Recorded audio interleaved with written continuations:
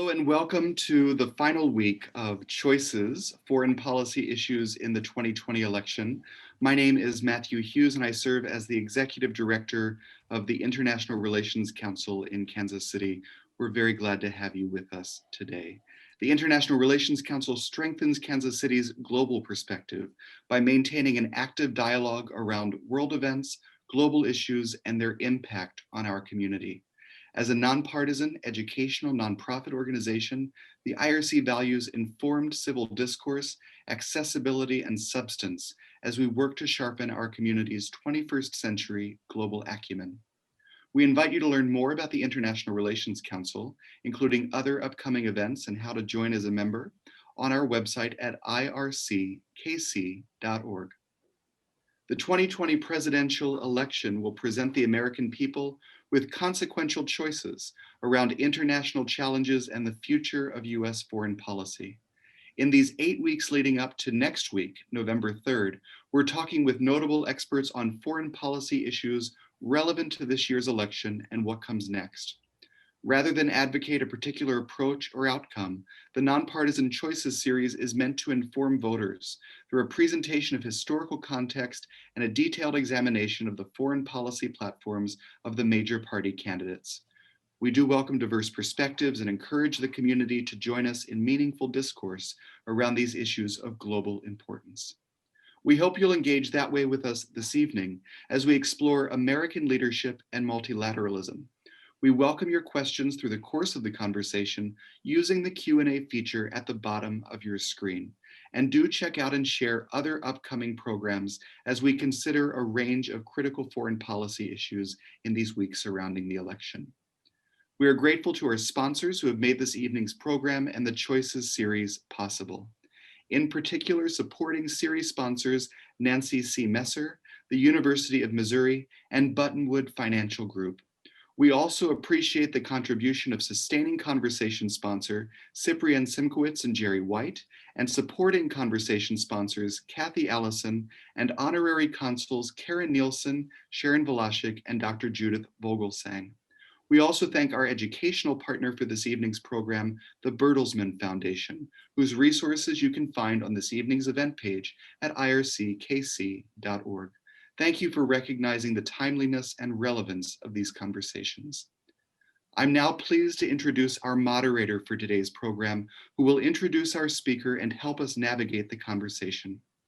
Brian Ellison is host and contributor at KCUR, the NPR station in Kansas City, where he is the primary substitute host of Up to Date, a daily public affairs talk show and host of many live community events. And of course, you all know him from the IRC's World Quest Trivia Night.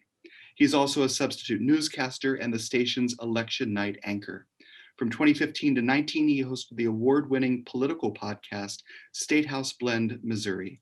His work as a host has been recognized by the Religion News Association and the Kansas City chapter of the Society of Professional Journalists. Brian, thanks so much for being with us this evening. Please take it away. Thank you so much, Matthew. It is always a privilege to be with the IRC, and especially so tonight. I'm really looking forward to this conversation.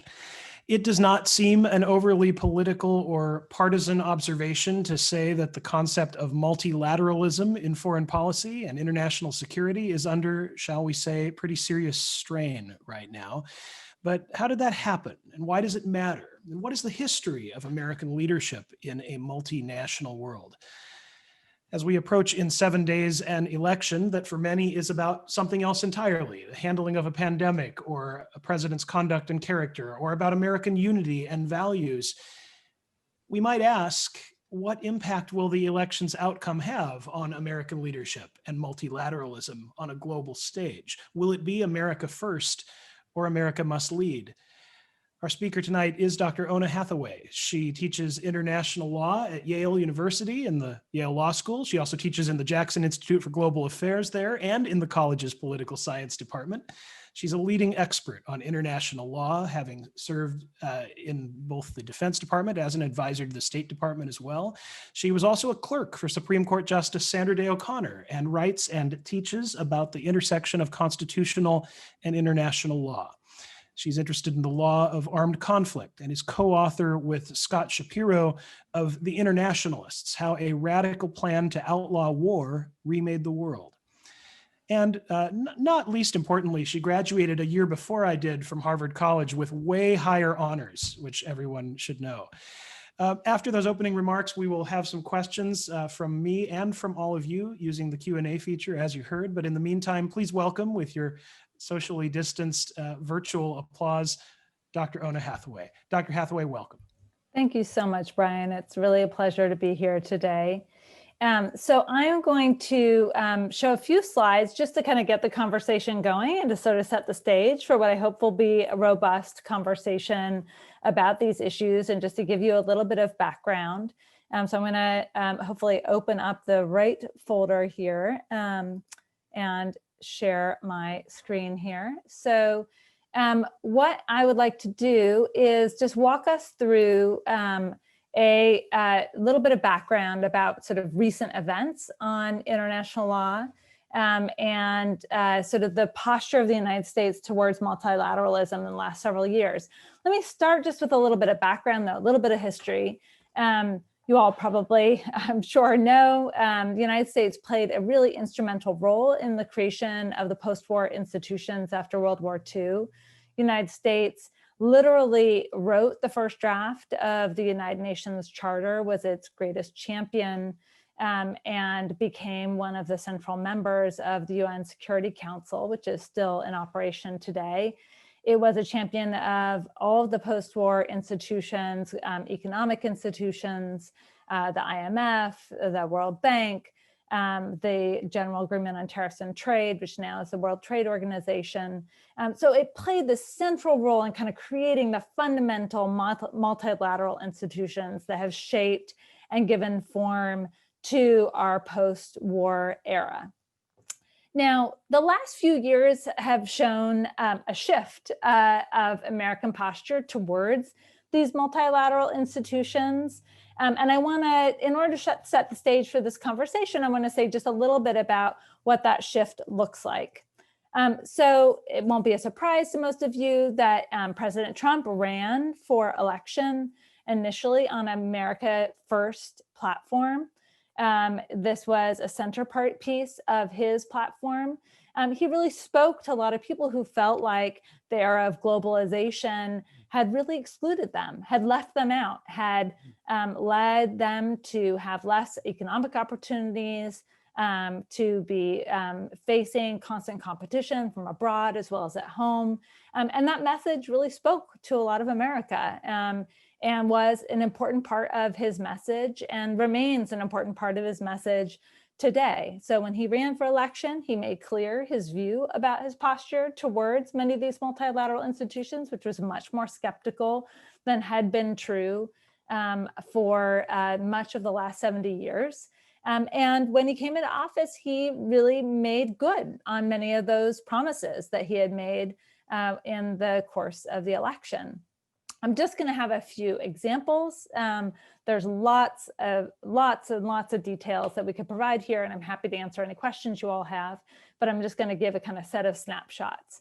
So one snapshot, in 2018, the president of Syria, Assad, engaged in a set of chemical attacks against the civilians. And the United States carried out a set of attacks on Syrian military sites in response.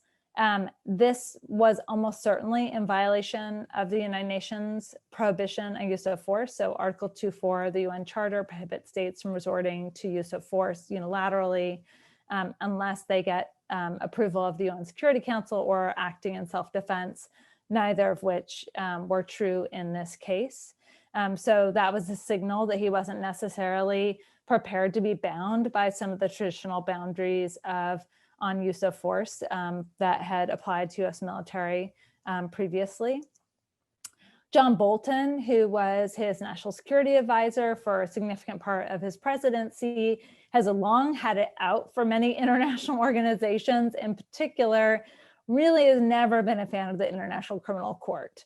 And in that role, he was able to really bring the United States into a position of really countering the International Criminal Court. So the US has never been a party to the International Criminal Court. Under Bill Clinton, the US signed the statute, but then under George Bush withdrew from it. And under Bolton, sort of almost declared war on the International Criminal Court. Bolton made clear that he saw the court as really antithetical to American sovereignty and US national interests. And he sort of pledged that the US was not going to cooperate with the International Criminal Court. These words here were given in a speech in front of the Federalist Society. Even after he left, those positions continued to hold. So just recently, the US put in place sanctions on the main prosecutor, who's shown here in this slide, Fatou Bensouda.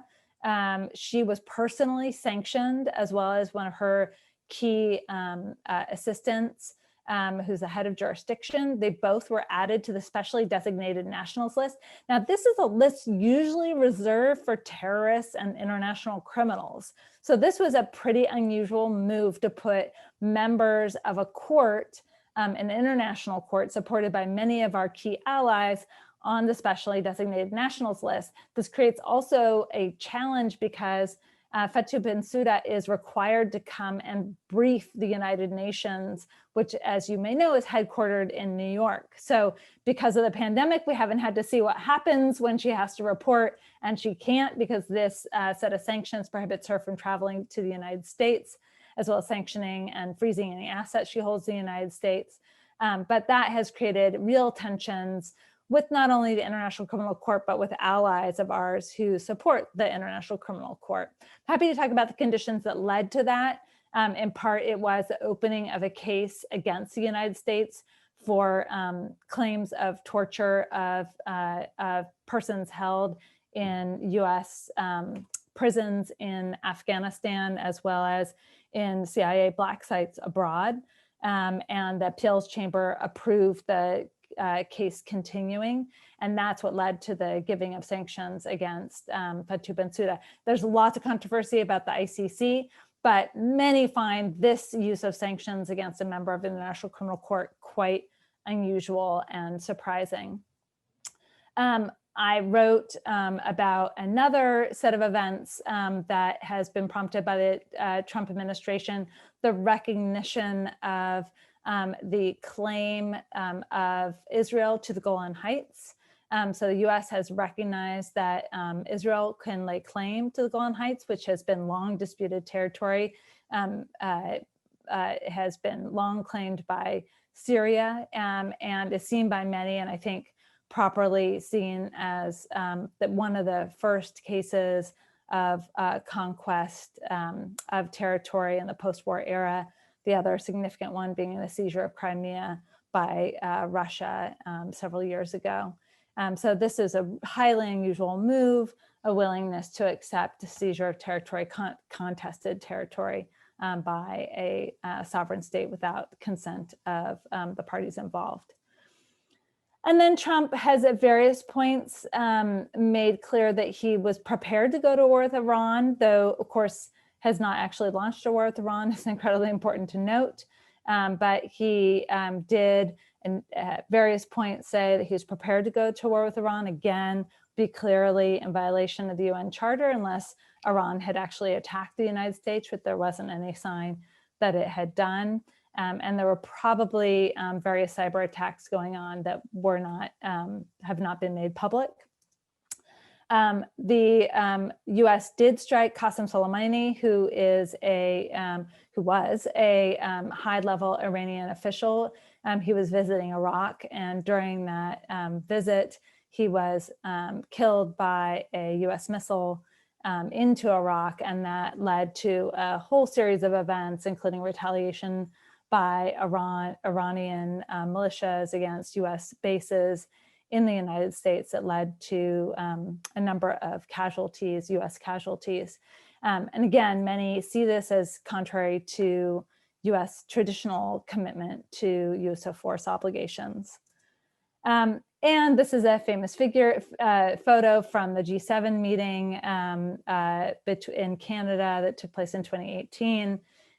where many of our allies sort of making clear that they have some differences of opinion with President Trump and sort of frustrated with some of his positions on traditional multilateral goals, including shared commitment to free trade aims that the president wasn't prepared to endorse. US views of the United States by many of our traditional allies have fallen pretty significantly in the last few years. So this is just a few countries. The Pew Research Center is recording what are, at least in the Pew Research Center's record lows for favorability views of the United States among many of our key allies. These are fairly representative of views of the United States in many countries around the world, and this signals some challenges for US multilateralism and goals for engaging in cooperative endeavors with our historic allies. And the US has withdrawn from a number of international treaties. I'm going to say more about that in a moment. This is just one. This is the INF treaty, which the US withdrew from, made official in 2019. But that was just one of a large number of treaties. US has withdrawn from several sets of treaties. So there's 3 different kinds of agreements. Article 2 treaties, these are constitutional commitments made by the Senate, made by the president after advice and consent to the Senate. So the INF treaty, Treaty on Open Skies, an optional protocol to the Vienna Convention on Diplomatic Relations, and a treaty with Iran, as well as New START. There were several executive agreements, which are agreements made by presidents with authority granted by Congress. So the Paris Agreement, famously, President Trump withdrew from. The World Health Organization just recently, since the pandemic began. US has withdrawn from UNESCO. US, again, has withdrawn from. And then a number of non-binding commitments, which are understood to nonetheless be important. So they're not binding, meaning there's no consequences for failure to abide by them, but they often have kind of important multilateral cooperative elements, including perhaps most notably on this list, the JCPOA, the Joint Comprehensive Plan of Action with the P5+1 and Iran. That was the agreement that was meant to limit the development of nuclear weapons by Iran. This is a pretty unprecedented list. So it's not uncommon for presidents to withdraw from 1 or 2 agreements over the course of their presidency, but this is a pretty unusual list. It's unusual for presidents to withdraw from this many commitments made by prior administrations. And that is certainly a distinctive element of the Trump administration approach towards multilateralism, that is, withdraw from many of these longstanding multilateral commitments. Again, I'm happy to talk about any of these individually, just trying to kind of put the broader picture on the table. Now, Joe Biden claims a plan to fix the world. What will that look like? It has not really featured heavily in the election, so we haven't really got a great deal of clarity about what that picture will look like. All of his campaign literature suggests that much of his plan would be to go back to something much closer to what the Obama administration had pursued, which is a more centrally multilateral approach to entering into more international agreements, probably reversing some of those withdrawals that the Trump administration made from international agreements. What will it look like when it comes to engaging in uses of force abroad? That's a lot less clear. We haven't had a robust conversation about Joe Biden's policies towards use of force. Would he have engaged in strikes like the strikes on Syria or Iran? Probably not, but the Obama administration didn't have a particularly weak policy on military approaches to the rest of the world either. So how much of a difference there would be there is a little less clear. This hasn't been a central part of the campaign, but I think to the extent that there has been a contrast drawn, Biden has tried to make clear that he would approach it through a much more multilateral approach, that he would undo some of these steps, and that he would try to, as it puts it here, fix the world and engage in an across-the-board restoration project But again, we haven't seen a whole lot of the details as to what exactly that will look like. So let me pause there, mostly because I want to hear your questions and have a conversation. So hopefully that will put enough controversial issues on the table that you all will come at me with some questions, and then we have a conversation about this. They're already starting to come at you in the Q&A, and Great. a good reminder that please use the button that says Q&A at the bottom of your screen if you want to ask questions, and we'll be sorting through those and putting them to Dr. Hathaway. Let me ask, and let me push back a little bit on your presentation of the Trump administration as this radical shift. You yourself have written about, your book, The Internationalists, was sort of about how America contributed to building this international consensus, in that case that war was illegal, but then that was deteriorating. And your book was published in 2017, before the Trump administration's actions. The Pew Research data that you showed that there were other low points in how countries viewed the United States long before the Trump administration. Isn't there sort of a natural ebb and flow, and perhaps maybe isn't there even a broader trend line of deterioration of American leadership and of multilateralism in general that actually predates the Trump administration? Yeah, that's such a great point. And you're absolutely right that some of these dynamics absolutely predate the Trump administration. For instance, I've been highly critical of the Obama administration and its willingness to, shall we say, sort of test the limits of international law, particularly when it comes to use of force. So the policy of engaging in military force against ISIS in Syria under a theory that we're engaging in use of force in Syria and self-defense of ourselves, as well as collective self-defense of Iraq. The collective self-defense of Iraq, I think, is more defensible because, in fact, there was actually significant threats to Iraq coming across the border from Syria from ISIS. But the idea that we necessarily needed to be acting in our own self-defense was, I think, a little harder to support. And several administrations, definitely not just the Trump administration, sort of pressed the limits of the prohibition on use of force. And in fact, that's been true almost since it first existed. So even from the beginning, there were states, including the United States, who are pushing the limits. What's distinctive about the Trump administration, so that element I think is not particularly distinctive. I think what has been distinctive are a couple of things. One is the Trump administration has taken a lot of these actions which seem in serious tension with international law, if not clearly violating international law, and they haven't bothered to try and explain themselves. And that is a little bit strange. So after the Soleimani strike, there was an effort to try and explain why that was consistent with domestic law, but there was very little effort to try and explain why it was consistent with international law. After the 2018 strikes on Syria, the Office of Legal Counsel issued an opinion explaining why it was consistent with domestic law, but didn't say anything about international law. So we don't actually know exactly what the Trump administration's view is of what its obligations are here. But I also think that there is a continuity to some degree with sort of ongoing American discomfort around some of these international obligations, which are seen as in some tension with American sovereignty. And you hear that phrase, sovereignty, American sovereignty, quite a lot. And even Joe Biden in the last debate used the term, he wants to protect American sovereignty, which was really quite interesting. And there's a sense that international law somehow is in tension with American sovereignty. And I think Trump really voices that view very forcefully, but that's a view that you saw in the Bush administration. You even saw elements of it across the board well before the Bush administration and even into the Obama administration. The Obama administration tried to join some international agreements, but didn't succeed, and was sometimes nervous about making commitments to a number of international organizations as well. So I think you're right to say, some of these trends are not entirely new. I think what's new is the degree to which he's willing to kind of unapologetically embrace these views.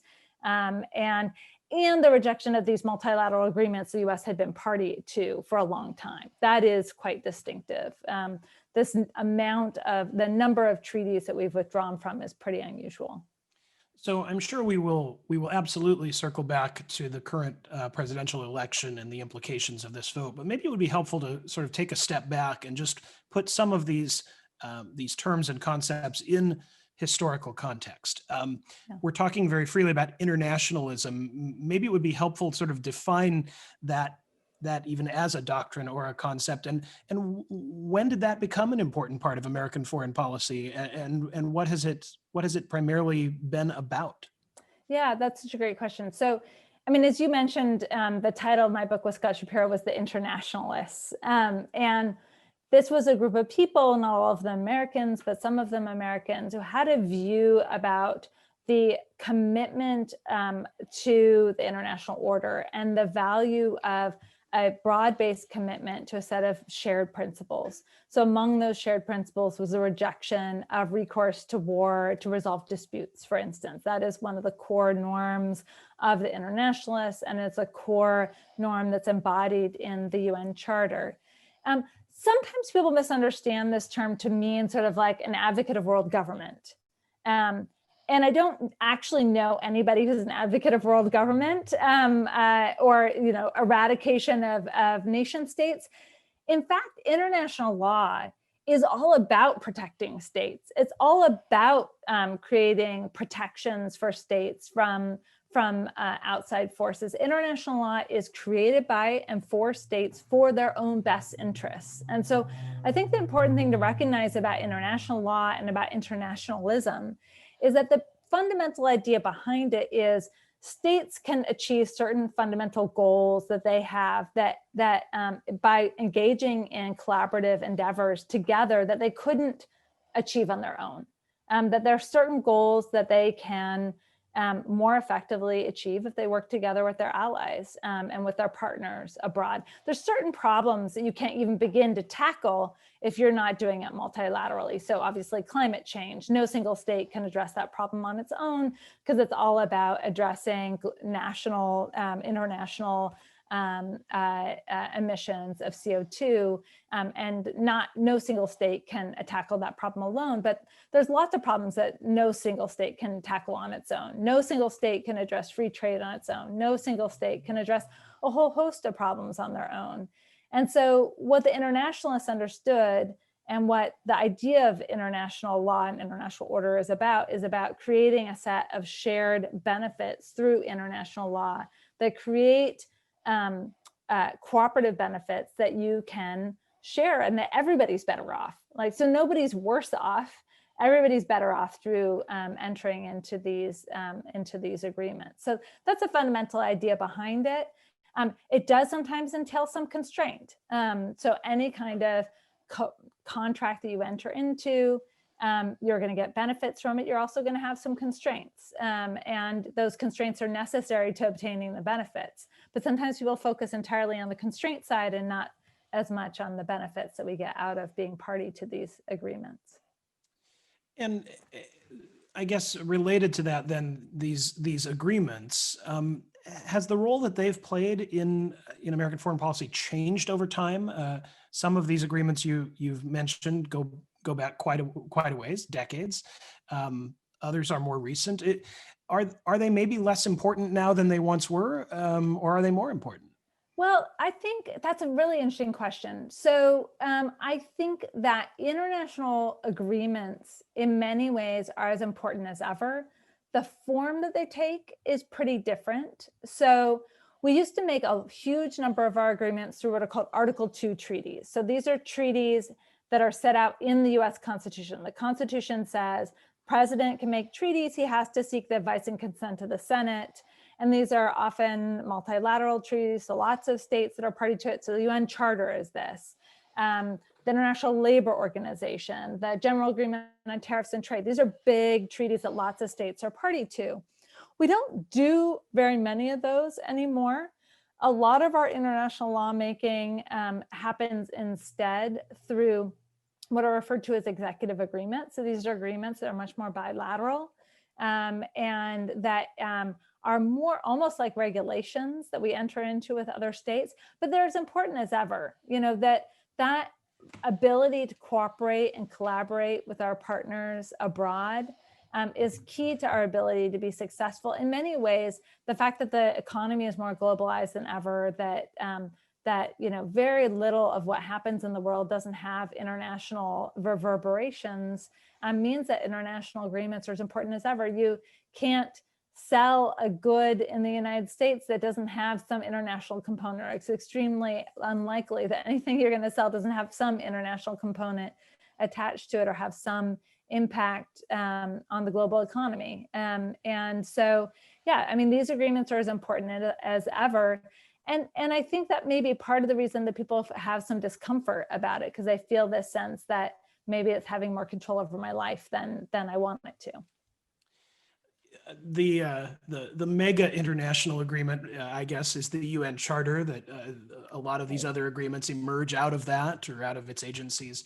This past Saturday, of course, was United Nations Day, the 75th anniversary, in fact, of the UN Charter taking effect. Yeah. Give us a temperature check on how the UN really is doing, particularly as it relates to American leadership, but even in general, and even before the last 4 years. What do you think is the health of the UN, and what is its future? The UN is such an interesting institution because in many ways, it's fundamental to our capacity to have conversations among all the nations of the world. And, there are 196 members of the United Nations. It's a place where nations come together and debate their shared concerns. It's also a highly bureaucratic institution. And it's hard for it to do anything of significance without getting the agreement of the Security Council. Now, the Security Council is when we created the UN, the United States, we created it intentionally to have this body that's effectively an executive body that's called the Security Council. And it has 5 permanent members, the US, now Russia was originally the Soviet Union, China, which, by the way, we insisted on China having a seat. That's a story of its own, France and the UK. So these are 5 members who are permanent members of the Security Council. And nothing really important can happen without Security Council being behind it.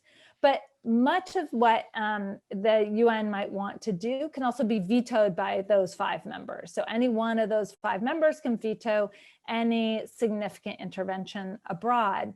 And that was set up intentionally to limit the instances in which the UN was going to engage in military operations abroad, was going to authorize uses of force abroad. It was meant to make it difficult for it to do that. But it has really stymied its capacity to act because it's hard to get Russia, the US, France, UK, and China to agree on things. And so that has been a real problem. For instance, the tragedy in Syria has unfolded over the last half decade. It has been truly horrific, has led to a massive refugee crisis, not just in the region, but a crisis that has spread into Europe. And the UN has done basically nothing about it. And the reason the UN has done basically nothing about it is that Russia and China have basically made it impossible for the UN to act. And again, the UN is sort of set up that way, but it is a real problem, I think, for the institution. And I think as long as the major states that are party to the UN see their interests as antithetical to one another, the UN is going to have a very hard time being effective in the world. And as long as it's not effective, many of these really corrosive problems are going to continue to exist, like the crisis in Syria, like the crisis in Yemen, like many of the problems that are happening around the world, where states are just not able to do anything effective to really address it because the UN can't agree on what the proper action would be. And this problem you're identifying with the UN, is that a matter, can America fix that? Or at this point is the bureaucratic entity that is the UN so far on its own that it's not a lack of American leadership, it's a problem with the UN It's a good question. I mean, can it fix it? I mean, there have been times when there has been much more collaboration at the UN than there is now. So there are many reasons to be skeptical of the decision to intervene in Libya, but the UN agreed on the intervention in Libya for good or for ill. And that was an instance where there was much more willingness to collaborate. There are a lot of reasons for that, but one of them was the US delegation really made it a priority to get the UN on board and really worked hard to try and create ongoing diplomatic relations with what are often our adversaries, but who have to be our partners when it comes to these kinds of actions. And so can it be turned around? I do think that we could have a better relationship with the other parties of the Security Council. I mean, it does take two to tango. I mean, you know, so you do have the issue. It's not just up to the US, it's up to Russia, it's up to China as well. You know, establishing that kind of relationship is a multi-party process, and the US has to play some role in that, but Russia and China have to play some role in that as well. I think there are many things that the founders of the UN got right. There are some things they got wrong. And one of the things they got wrong is they created an institution that doesn't have any capacity for change in creating the Security Council. They named these 5 states who made sense in the wake of World War II, sort of, but don't make a whole lot of sense today. You know, who's not included there? India's not included. Brazil's not included. Much of the South is not included. And that, I think, harms the legitimacy of the UN. But then also having a complete veto for every member of the Security Council means that if you add additional members to the Security Council, you actually make it less likely that it's going to be effective because you have more states who have the capacity to veto its actions. And no state that's party to the Security Council now has any incentive to give that power up. So there have been lots of proposals for trying to reform the institution. So far, those have not really got very far off the ground. And so, you know, I do think that there are various things that can be done to try and make the system work more effectively, but ultimately it's going to require the states that are party to the Security Council to really want to fix the institution. And until that happens, I think, unfortunately, it's going to kind of limp along. There are a lot of great questions coming in, and it's not too late to submit them using the Q&A button at the bottom of the screen. But let me start asking you some of the questions. A lot of them are about some of your presentation on particular international agreements.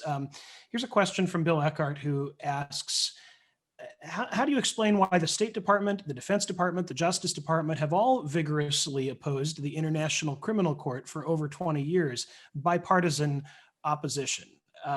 Here's an international agreement that I believe Bill is correct, has had opposition in administrations of both parties. Yeah, no, the International Criminal Court has been controversial from the get-go. So from the very beginning, the US was nervous about what this institution was going to be. We had been big advocates of and supported the creation of the International Criminal Tribunal for the former Yugoslavia after the Kosovo intervention, and also for Rwanda after the terrible genocide in Rwanda. And the thought in creating the International Criminal Court was, let's create a standing court so we don't have to create these one-off ad hoc courts every time some terrible crisis happens. And the US more or less was behind that idea. But then when it became clear the International Criminal Court was going to have jurisdiction over a whole range of crimes, including the Europeans insisted on including the crime of aggression in the Rome Statute. The Rome Statute is the law that creates the International Criminal Court. The US became quite nervous about it because US and other states that engage in significant military operations abroad were worried it was going to be used to prosecute them and their military and their political leaders. The US nonetheless was quite engaged. The US was a significant part of the negotiation process to create the Rome Statute and had a significant effect on the shape of the agreement. Wasn't able to get the crime of aggression taken out, but was able to shape it in many other ways. And under President Bill Clinton, in the waning days of his presidency, he did sign the agreement, which creates minimal obligations, just creates the obligation not to defeat the object and purpose of the treaty, but doesn't actually join us to the treaty. And then the Bush administration promptly took us out of it. You're absolutely right, Bill, that the State Department, Department of Defense, and Justice Department have all been quite nervous about it. I think they're nervous about giving any authority to an international court. The US was for a short period of time a party to the International Court of Justice, but then withdrew from the compulsory jurisdiction of that court as well. And I think in particular concerned about the ways in which the ICC might be used to prosecute the US for actions abroad. Nonetheless, I will say under the Obama administration, there was a policy of engagement, cautious engagement, careful engagement. We were at the Kampala conference where the latest versions of the ICC were revised. We collaborated with the ICC on the indictments in Sudan and a number of other of its operations. We assisted in helping to apprehend some of those who had been brought before the ICC. And so there was a kind of growing policy of kind of grudging acceptance and support and sort of cautious engagement with the International Criminal Court under the Obama administration, though there was never any prospect that we were going to be party to it.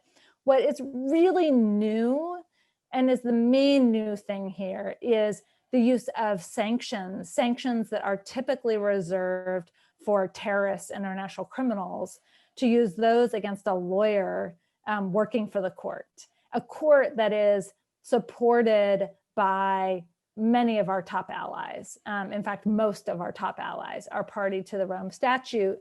And here we are putting in place sanctions we typically reserve for terrorists against their chief prosecutor. And the main reason for doing so is that the appeals chamber of the International Criminal Court found that she had good reason to continue with a case against the United States for torture in Afghanistan and at Black sites in Europe. I have to say, I'm not sure that my own view, perhaps I'm like, it's obvious my view is that position is not particularly well justified. Now, one last thing I want to say about the ICC is that one of the key provisions of the International Criminal Court is that it only takes jurisdiction if a state doesn't address the issue on its own. So it has this provision called complementarity, which basically means it only kicks in if the state doesn't address the problem on its own. So one of the key things that many advocates like me think the US should have done a better job is explaining what we actually did to try and investigate these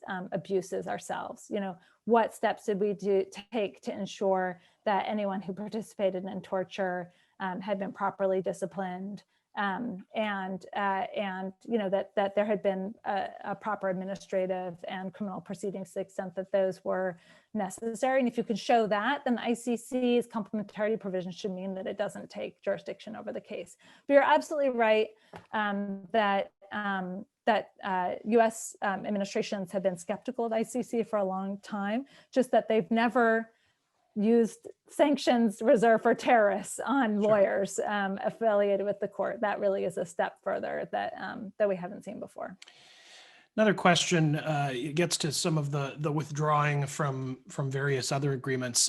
Cyprian Simkowitz asks, can you mention a benefit that the US derived? Can you, the tone of the question is, can you mention one single benefit that the US derived from withdrawing from any of the agreements you listed? But I might broaden that question to, is there a place in foreign policy historically for some judicious withdrawal and re-entry of agreements? I mean, is this part of that historical texture that has made up American multilateralism?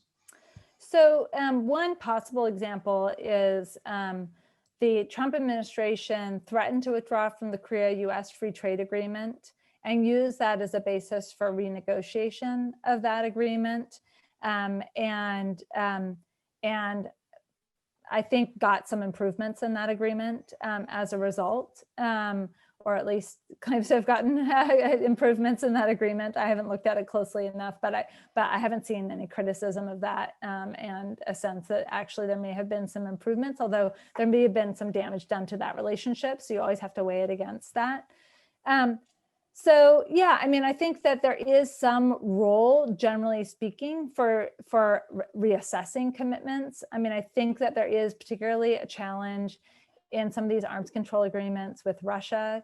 You want to be aware that Russia, you don't want to always be tied to agreements where it's clear the other side is just flagrantly violating and is not paying any cost for those violations. And there's a point at which you might say, you know what, if you're not going to take this seriously, then we're going to withdraw from the agreement because we take our international commitments seriously, and we're not going to stay in an agreement that you're not taking seriously, and we don't have any way to ensure that you are. So there definitely can be a place for using that as one of the tools for both ensuring that other states take seriously your demands, that they abide by the agreement, but also for potentially at some places using it as a tool for renegotiation. It's just that it's a tool that has to be used very judiciously, because the idea behind the international commitment is that there's an expectation the US is making this commitment for the long haul.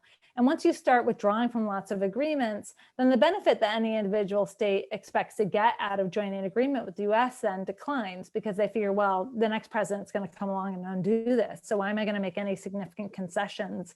You know, there's somebody else is going to come along and sort of ask for more concessions or take it away. So you do also have to be mindful of the fact that part of the benefit of international agreements is that you're making commitments for the long term in return for the other side making commitments for the long term. You don't very much want them to be using those tactics against us. So we have to be judicious in using those tactics on the other side.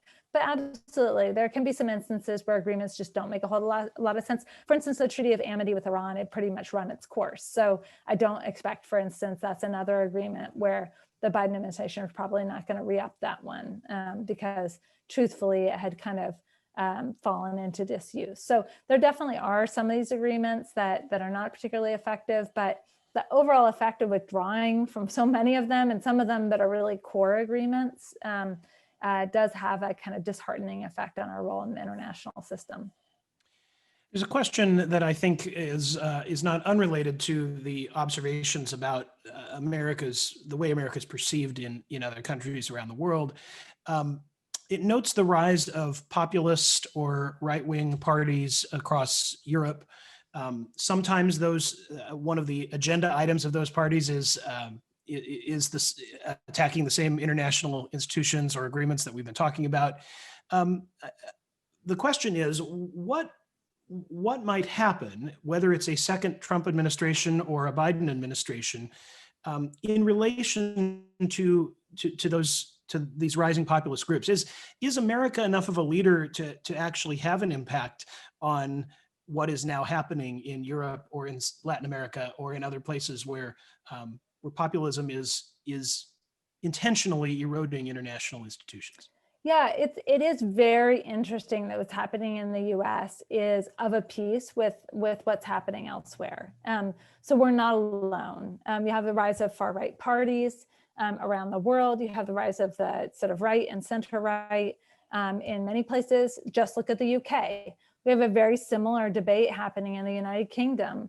And a similar kind of rhetoric and discomfort with the role of international institutions. You see Boris Johnson sounds a lot like Trump when he's talking about the European Union, when he's talking about Brexit. I mean, similar kinds of worries, concerns, sense of discomfort with globalization, concerns about free trade, concerns about maintaining control, that has, I think, similarly fed some of the support for Boris Johnson and for the Brexit movement. And we see similar kinds of conversations in Hungary. We see that in many other places around the globe, this sort of retreat from multilateralism and this kind of desire to maintain local control and seize back some of the control from international organizations. That does worry me. So of course I'm an international lawyer, so I have particular reason to be concerned with withdrawal from international institutions. But what I think this signals too is a kind of sense of discomfort with the sense that the idea of multilateralism, the idea that we're in this together, that we have a set of shared interests that we can pursue collectively and collaboratively. But what I also think is that it is a reminder that we can't pursue those interests without being attentive to the impact that some of these policies have on people at home. And I do think there was a kind of single-minded drive towards, for instance, policies of free trade and globalization of the economy without enough attention to the harm that it did to a lot of people at home, the dislocations it does to certain industries that are subject to global free trade and that decline as a result, and people lose their jobs. And there is a growth in inequality in countries that are facing globalization. It leads to lots of great growth on the upside, but the people who are bearing the brunt of the costs of that globalization are not always insulated from that. And I think that's part of what has fed some of the support for these populist parties. And I think that that is the fault of people who supported these international policies, because they didn't do enough to try and address the costs that was being imposed on the people who are losing their jobs due to global free trade. It creates lots of jobs, creates more jobs ultimately than are lost, but those are not the jobs. The person who's working in manufacturing, who's working in the steel plant, and that steel job goes abroad, they're not going to be working in the high-tech sector unless they have significant training. They might be able to work in the creation of windmills, for instance. You know, the new sort of high-tech windmills is a effort to kind of create a new kind of manufacturing sector that's a green energy sector. But you have to be thoughtful about that. You need to be planning for it. And those sectors that are growing are not necessarily in the communities where people are losing their jobs. So I think that's true around the globe. And I think that's part of what's feeding some of the support for the far right and populist policies that are voicing a kind of discomfort and upset about the growth of globalization and multilateralism, which people not wrongly see as having caused them harm. And that harm has not always been fully addressed. So I do want to circle back to the election, and I think you've made pretty clear your thoughts about the Trump administration's foreign policy in its first term and kind of the impact of what that would be going forward in a second term. Let me ask a question specifically about what we know about Joe Biden's anticipated foreign policy. You touched on it in your presentation. If he is elected, do you have a sense of how U.S. policy toward multilateralism will evolve or change? Has he been explicit about his commitment to international agreements or international organizations? Do you think America, if it backs away from an America First agenda, will be seen as a leader as perhaps it was a generation ago? Yeah, I mean, I do think that Joe Biden is going to try to re-enter a lot of these multilateral institutions, re-enter some of these agreements. I do think that there are a couple of things, though, that are going to be impediments. One is I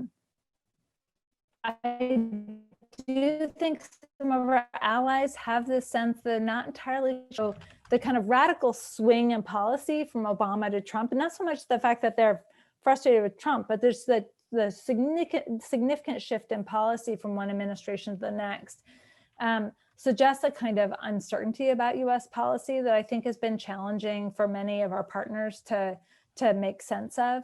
So I think that's going to be one challenge. And I think another challenge is that there are already significant challenges, the US maintaining that role of leadership in the world that the US has played for the last 70 years. So after World War II, the US was a huge share of the global economy. Now we're down to 25% as a share of the global economy. China is significantly rising. It's still a smaller percentage of the global economy, but it's growing fast.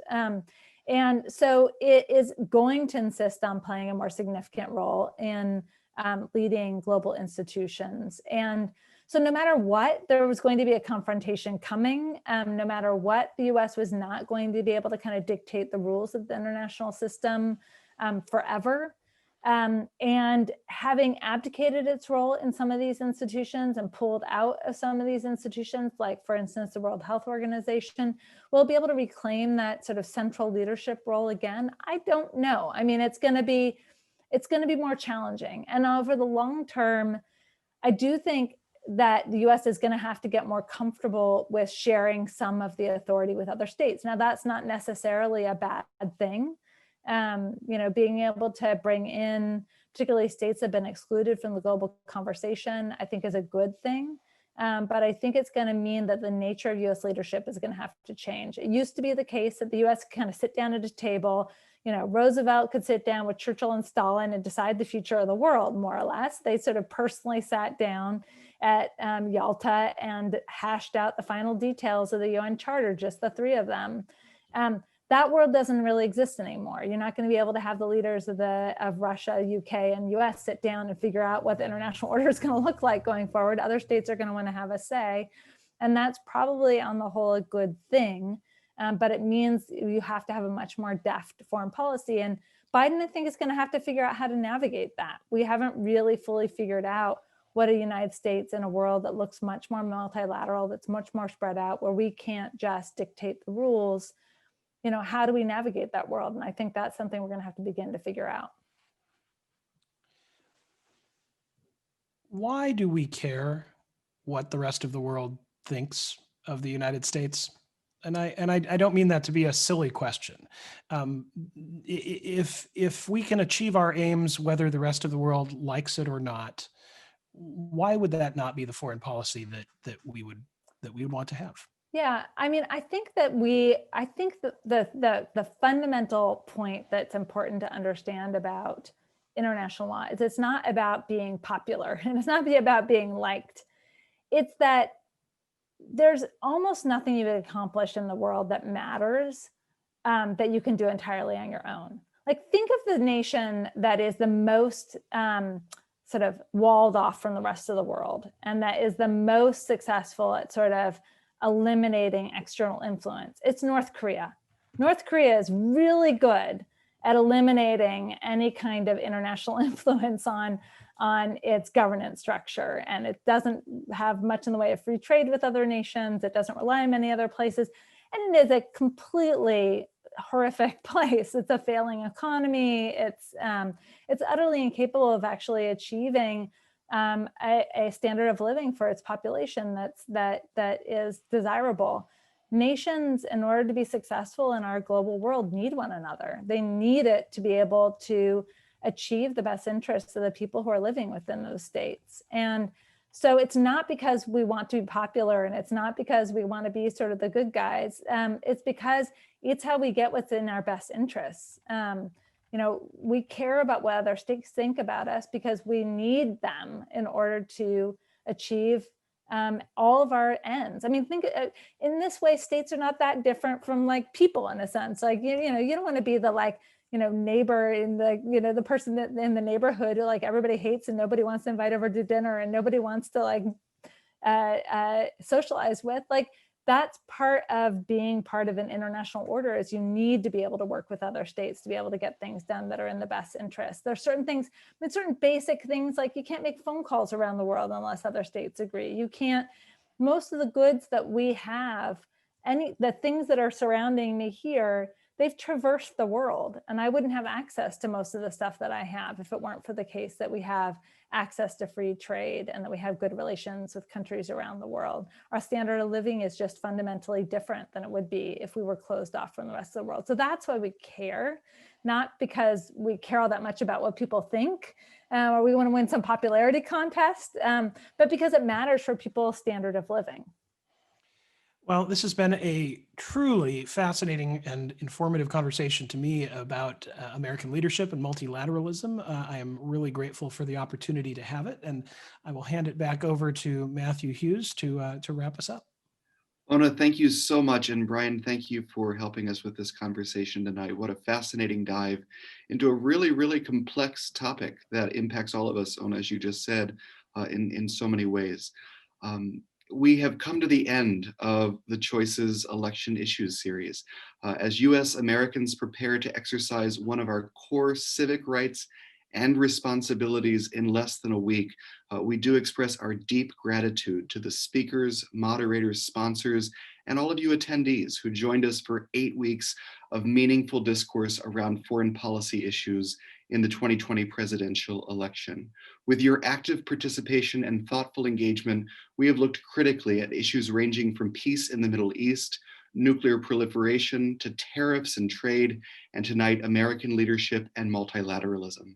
Whether you're able to vote early or vote in person on Election Day, we hope that you'll participate safely and proudly in this most cherished democratic process, still not available to so many around the world.